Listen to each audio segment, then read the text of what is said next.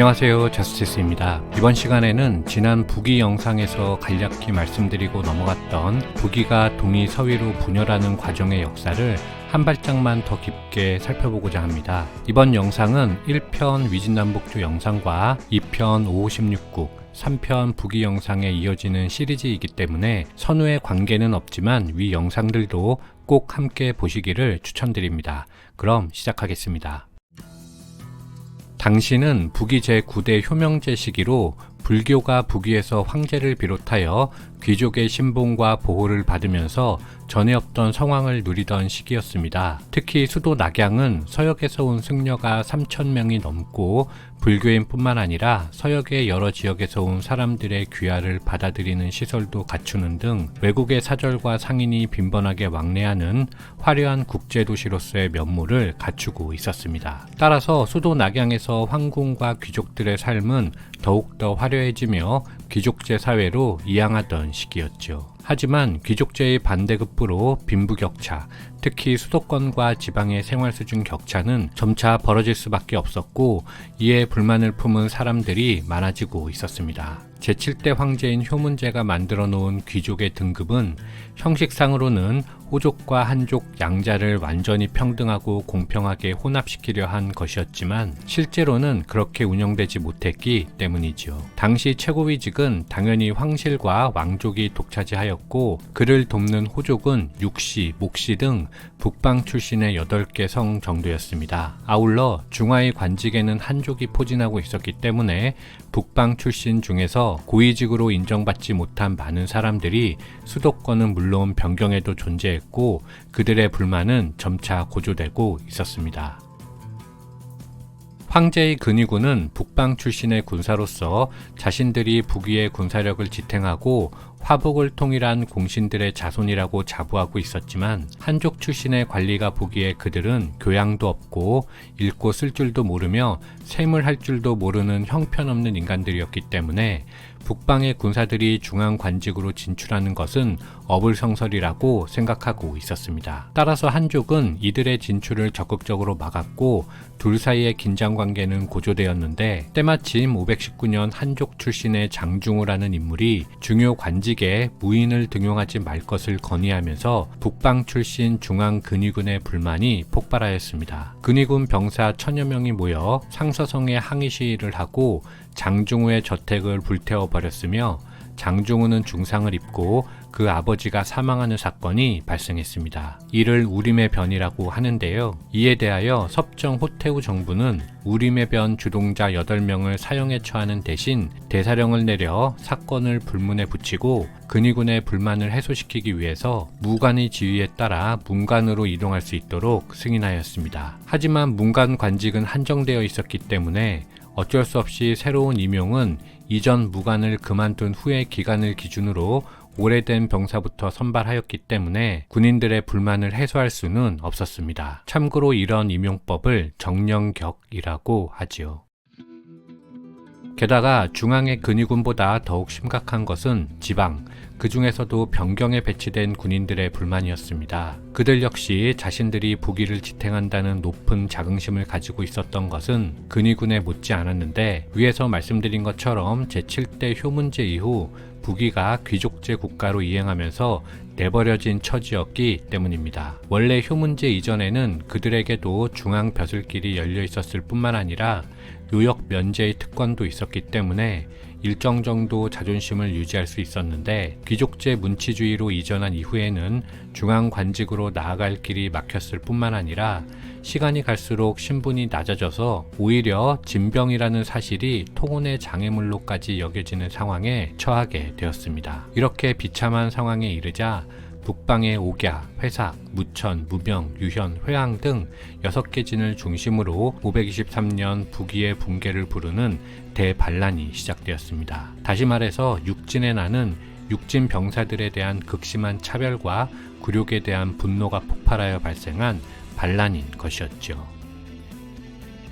523년 봄 옥야진에서 성을 파육한이라 하고 이름이 발릉이라 하는 진민이 진장을 죽이고 진왕 원년을 선포하며 북위의 반기를 들었습니다. 이 반란은 곡 육진 전체에 이어 동을 어는 요서로 서로는 감숙까지 만리장성 지대의 전역으로 퍼졌으며 심지어는 감숙 동남부에서 섬서에 걸쳐 저 강족의 반란으로까지 이어졌습니다. 육진이라는 변경에서 발생한 반란이 장성 전역과 화북 내부로까지 이어진 것은 정령격의 조치에도 불구하고 화북의 병사들이 여전히 육진 진민과 같은 형태의 불만이 존재하고 있었다는 것을 증명하는 것이지요. 이렇게 육진의 난이 전국적 규모로 확대되었는데 북위의 기둥이나 마찬가지였던 지방군의 반란이 일어나자 낙양의 조정은 대항할 여력이 없었습니다. 게다가 조정에서는 호태우와 효명제 일파가 여전히 권력 다툼 중이었기 때문에 해결의 실마리도 찾을 수가 없었죠. 바로 이때 이 혼란한 상황을 정리하며 등장한 인물이 바로 이주영입니다.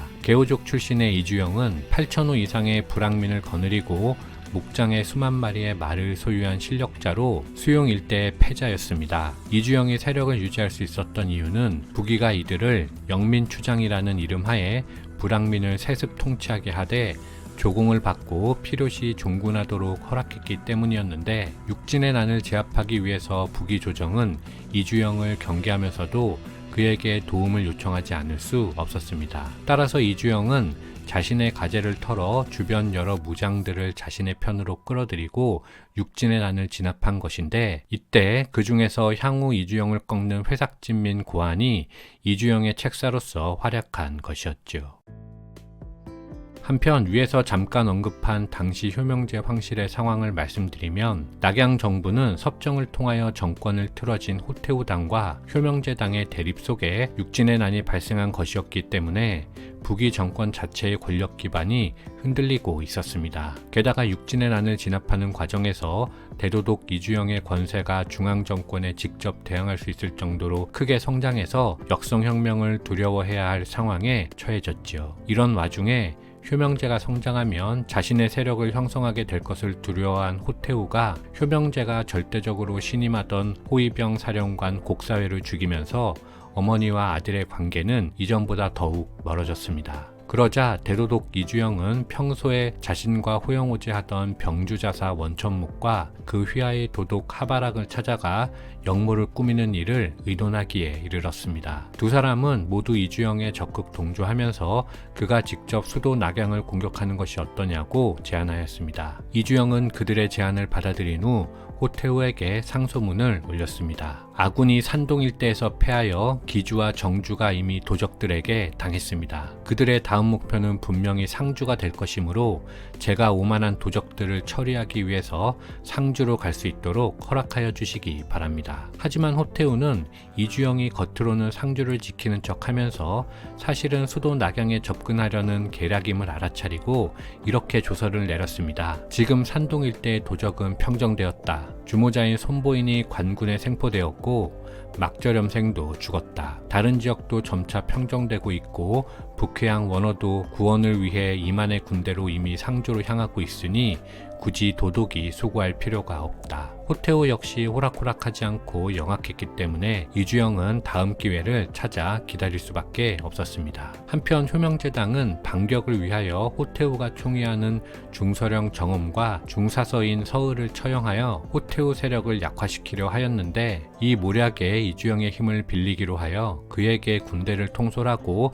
수도 낙양으로 와서 정엄과 서울을 제거하라는 비밀 명령을 내렸습니다. 이때 효명제의 요청에 따라 이주영에 의해 수도로 파견된 인물이 바로 고환이지요. 그러나 정엄과 서울 역시 이주영이 효명제와 짜고 자신들을 죽이려 한 것을 깨닫고 호태우에게 역으로 효명제를 먼저 제거해야 우리가 당하지 않는다고 설득하였습니다. 그렇게 결국 효명제는 어머니의 손에 의해서 독살당한 것인데 그때가 528년으로 효명제가 불과 19살 때의 일입니다.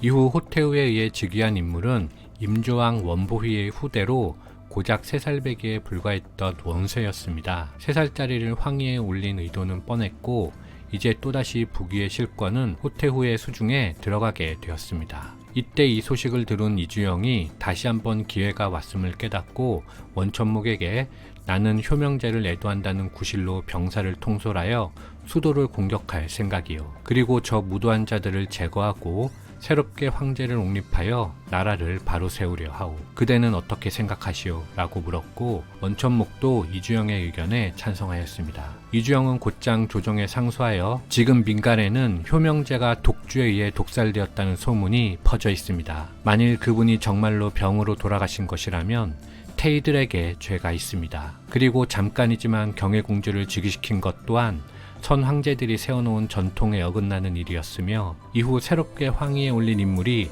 고작 3살짜리입니다. 제가 보기에는 태후께서 직접 천자가 되시려는 것 같습니다. 지금은 여러 곳에서 봉기가 일어나고 주변의 나라들도 우리를 노리는 상황에서 어린아이가 어찌 나라와 백성을 통치할 수 있단 말입니까? 지금은 제가 수도로 들어가 대신들과 함께 정세를 논할 때입니다.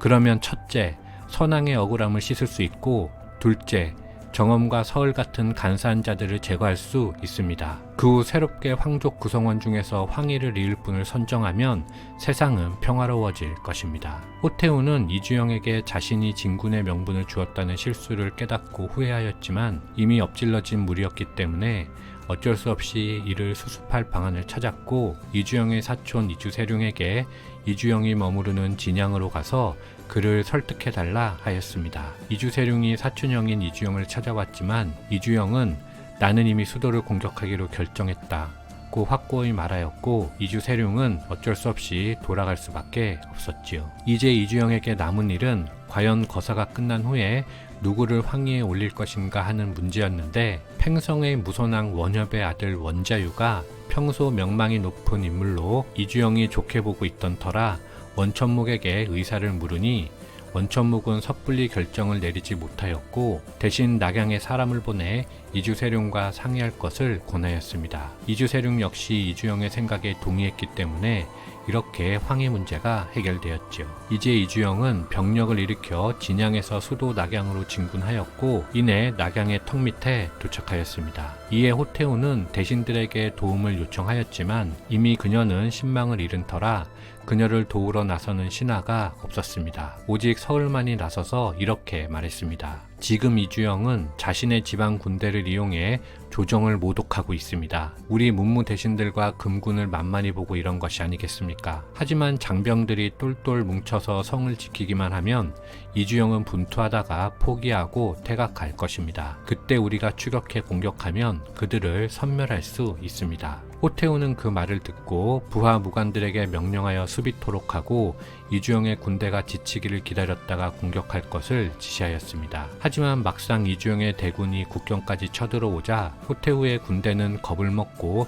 사방팔방으로 도망쳐 버렸습니다. 이렇게 이주영의 군대는 큰 저항 없이 순조롭게 낙양으로 진입할 수 있었지요. 호태우는 이주영에게 목숨을 구걸하였지만 이주영은 이를 들은 척도 하지 않았고 호태우와 3살 난 어린 황제를 황하에 던져버렸습니다. 아울러 조정의 대신들을 충신이든 간신이든 상관없이 모조리 죽여버렸지요. 이때 죽은 황족과 관리가 모두 2천여 명에 달했다고 하며 이 학살이 일어난 곳이 하음이기 때문에 이를 하음의 변이라 합니다. 그리고 528년 예정대로 원자유가 북위 제10대 황제로 즉위하였으니 그가 바로 효장제이지요. 1편은 여기에서 마치고 영상이 유익하셨다면 좋아요와 구독 부탁드립니다. 저는 곧 2편으로 돌아오겠습니다. 감사합니다.